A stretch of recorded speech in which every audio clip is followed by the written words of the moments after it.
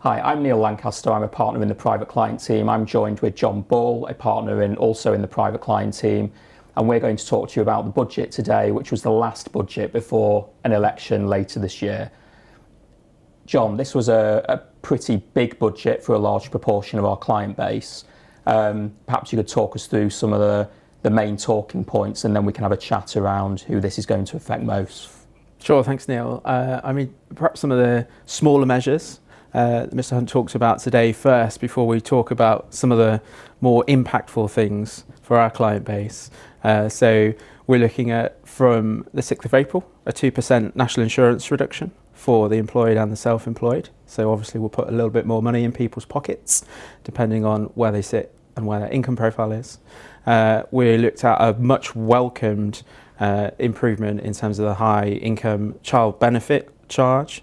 So an increase in the threshold to £60,000, okay. And a 2-year period to hopefully simplify that regime even further. That causes people a lot of pain and a lot of stress. Interestingly, when we look at residential property and the sale of residential property, second homes and the like, we've actually seen a tax reduction. The 28% capital gains tax rate is coming down to 24%, again from the 6th of April. And it's interesting that they've done that for residential property, but they haven't done that for our private equity executives with carried interest. Yes, and we might have expected tax rates for people like that to go the other way, but they've been relatively untouched. Sure, and that's perhaps a reflection of a softening property market and the need to stay nimble in that respect. Exactly, and ultimately a realisation that a slightly lower tax rate might encourage more transactions and ultimately increase the tax take. Exactly. But I think it's fair to say that the real big headline news, certainly for our clients, that wouldn't necessarily impact the large proportion of the population, but certainly our client base with respect to non-doms or non-domicile client base, this was a pretty swathing set of changes, and arguably the biggest set in my career, even more so than 2017. Maybe you could summarise those, and then we can have a chat around what issues that brings up for some of our clients. Yeah, so what have we heard today? Certainly some fairly dramatic changes in terms of the non-domiciled tax regime that ultimately, effective 6th of April 2025, is going to disappear in its entirety and be replaced with a slightly more progressive, simpler system for people that are coming to the UK, which ultimately looks at a 4-year period and allows them during that 4-year period to pay UK tax only on their UK sourced income and gains, but importantly to bring to the UK any non-UK sourced income and gains without any UK tax. Sure, and this has been badged as a similar regime to the Italian non-domiciled regime, and to some extent it does mirror that in that sense. Do you think they've got the balance right here between increasing tax take for non-domiciled individuals and gradually whittling away that concept, but also retaining high net worth individuals, executives in the UK for the medium to long term? It's a great question, Neil. It's a really difficult balancing act, isn't it? And I guess for what it's worth, that 4 years feels a little bit too short. I think we might see people being a little bit more transitional in terms of the time that they spend in the UK and getting to that 4-year period and thinking, well, okay, you know, I'm facing worldwide tax now, I'm probably going to leave.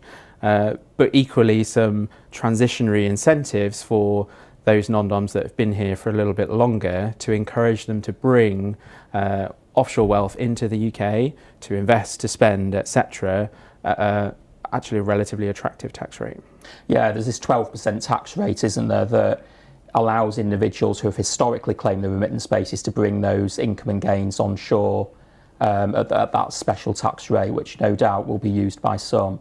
One of the things that really caught my eye, though, was something that was originally slated in 2017 and was very quietly reversed at the last minute, and that was around the trust protections for many of our clients that our non-domicile clients have.